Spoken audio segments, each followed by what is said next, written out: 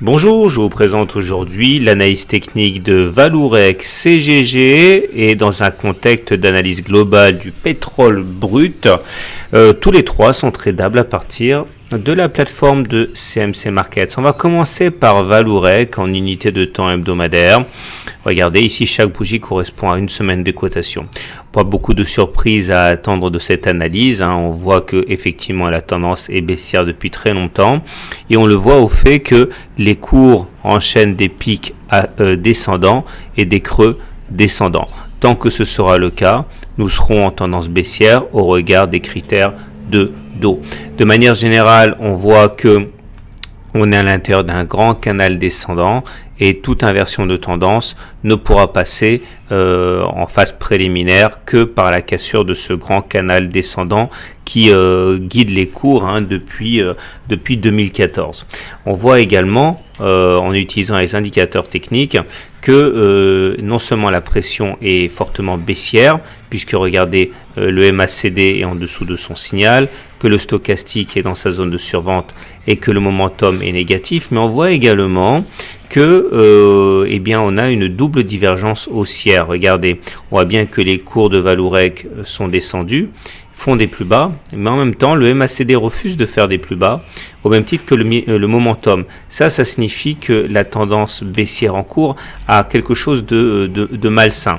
On remarque également que le signal baissier a été donné conjointement par le MACD qui a croisé son signal à la baisse, par le stochastique qui est passé dans la zone de survente et par le momentum qui a basculé négatif. Donc n'importe lequel de ces trois indicateurs qui ferait le chemin inverse serait assez encourageant, notamment que le MACD croise son signal à la hausse, ou que le stochastique sort de sa zone de surachat ou que le momentum bascule en territoire positif. Alors si on regarde CGG, c'est à peu près la même configuration. Là aussi on retrouve des pics qui sont descendants, là aussi on retrouve des creux qui sont descendants et là aussi on retrouve une situation où on est enfermé à l'intérieur d'un canal descendant. Et donc on comprendra bien que toute velléité haussière à prendre au sérieux devrait passer par une cassure de ce canal descendant. Alors maintenant, et c'est là que c'est intéressant, on constate que le cours du pétrole est peut-être en train d'inscrire un support. Regardez ça. Donc là, c'était simplement les indicateurs techniques qui sont tout à fait similaires à ce qu'on a pu voir sur Vallourec.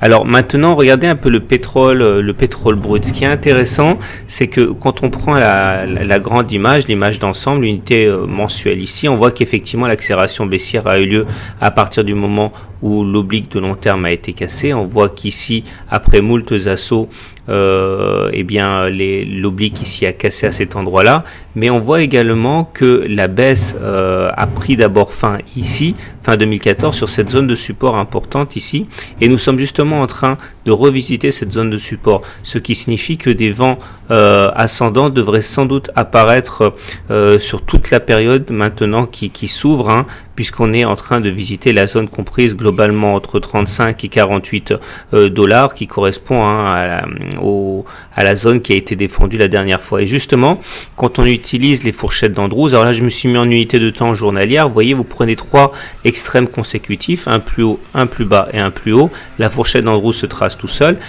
Chacune de ces demi-droites correspond en fait à un support, à une résistance. On voit justement que nous sommes actuellement en train de tester ce support que constitue la partie basse de la fourchette d'Andrews. C'est assez intéressant aussi. Et en zoomant un petit peu, toujours en unité jour, on voit que on était en train d'évoluer dans une sorte de biseau ascendant géant. On dirait que c'est un canal, mais en fait c'est un biseau parce que les deux obliques convergent légèrement. On sait que ces figures se cachent généralement par le bas, ça a été chose faite ici. Et on sait également que les objectifs sont d'aller chercher les différents points auxquels on a accroché la partie basse du biseau. On est d'abord venu chercher ce niveau-là, puis ce niveau-là, enfin ce niveau-là et celui-là. Et maintenant, on s'approche singulièrement des 45 dollars, qui est le point le plus bas auquel on a accroché l'oblique, niveau à partir duquel, effectivement, là encore, on retrouve l'idée qu'un courant ascendant pourrait apparaître. Donc, pour faire simple, Vallourec et CGG sont en tendance baissière, il n'y a pas de doute par rapport à ça. Il faudrait sortir de leurs canaux respectifs pour initier une position, pour initier une tendance haussière. Tout cela dépend de très très près des évolutions du Brent, et il semblerait bien que le Brent, bien qu'ils soient en tendance baissière, eh bien s'approche de supports qui peuvent être intéressants et dont l'efficacité permettrait à CGG et à Vallourex sans doute d'avoir un petit peu de répit. Voilà, je vous souhaite une bonne journée, de bons trades, à très bientôt pour notre analyse technique.